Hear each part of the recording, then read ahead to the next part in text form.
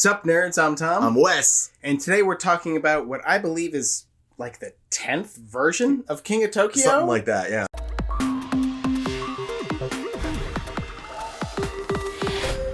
So obviously King of Tokyo Duel is the two-player 1v1 version of King of Tokyo, where you do have a lot of things that you'll recognize from the original game, but the biggest change is that now you have the push-pull mechanic in the middle, where you have two separate tracks that you can push and or pull, and if you get either both of them like towards your side of the board or one of them all the way to the side of your board, that's one of the win conditions. Another one is just obviously defeating the other monster, and I think that's all of the win conditions. I do feel like this game does feel very like swingy. Yeah, right?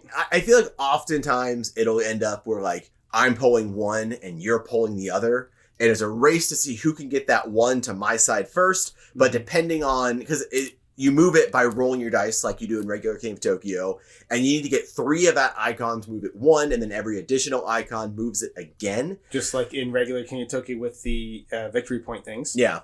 But really the only time I'm going to go after yours is either if you're about to win, or if on my first roll, I just get a ton of your icons. And I'm like, oh, well, I guess now I'm going for that this turn. But it is, I do think pulling it all the way to your side is probably the way I've seen this game end most. Mm-hmm. And it's at least, I mean, that's just for us. Maybe when you guys play, you guys just ignore the push and pull mechanic completely and you just go for killing each other. Yeah.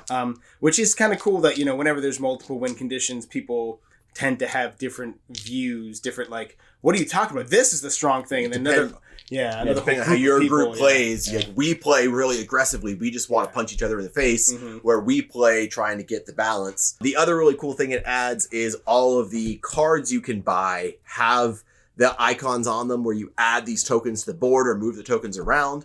And it can either like make your tracks shorter, make your track longer, just add more good stuff on the track.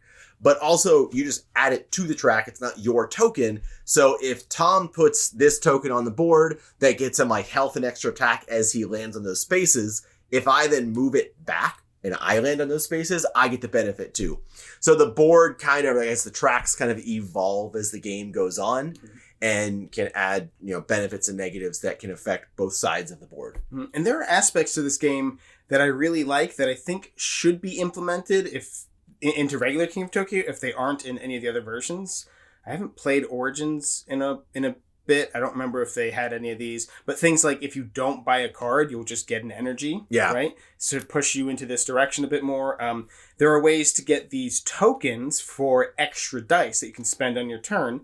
And I think in like original King of Tokyo, there was just like a card to get the extra dice. So I think, you know, like 2 cards in the whole deck that could get you extra dice. So it's like, sure, here's the extra dice in the box that you most likely never see, you know, which is always a little bit kind of meh. I also like the fact that the characters have different special abilities and they have different starting health, which is cool. So this is almost like the better version of King of Tokyo, you know, but it's just not multiplayer. It is a really big difference that you don't actually go into Tokyo. Like, you know, there's no going in and out of Tokyo where you can only attack or you can only heal. Overall, this is a really great re-implementation of King of Tokyo. And like, it does work it's definitely designed as a 2-player game, but I do think that there's just tweaks to the King of Tokyo formula that they've added in here that just, you know, over the decade or whatever that the game's been out, they found, you know, makes it a little bit more balanced, a little bit easier. That makes more sense. You know, again, I really like the idea of there being a card space where the card is discounted and you get an energy at the end of every turn. So so even if you're not going for energy, you are going to be storing up energy so that you can buy a card even if you're not focusing on cards. Which is important because if you aren't buying cards, the game could, in theory, just kind of last forever. I'm going to deal damage, I'm going to heal. Damage, heal, damage, heal. Or I'm going to pull, you know, just back and forth, and nobody goes anywhere.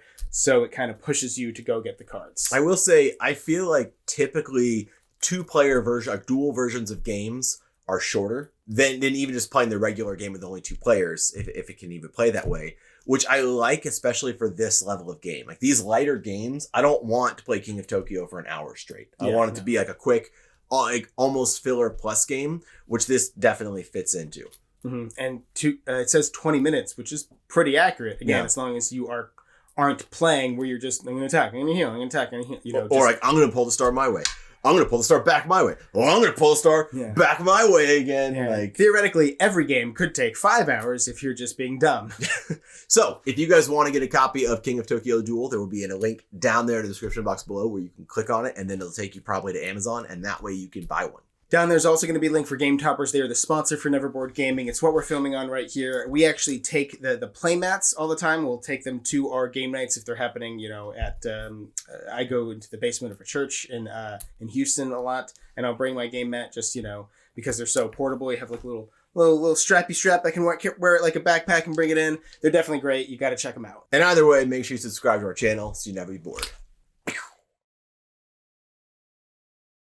Like the 10th version of King of Tokyo? Something like that, yeah. So like hang on. There's original, extra crispy. There's the original version of King of Tokyo. Mm-hmm. Then they came up with a second edition. There is the Dark Edition. There is King of Monster Island. That's the big one, right? That's the, you know, well, King of Monster Island is the other like version with the mountain in the middle. Yeah. There's the big box, King of Tokyo Monster Box, which you might not count as a different version per se. There is, I already said Dark Edition, but there's also King of New York. Mm-hmm. There's King of Tokyo Origins, which is a smaller version. And then there's this. So, and then if you count expansions, like, there's so much King of Tokyo.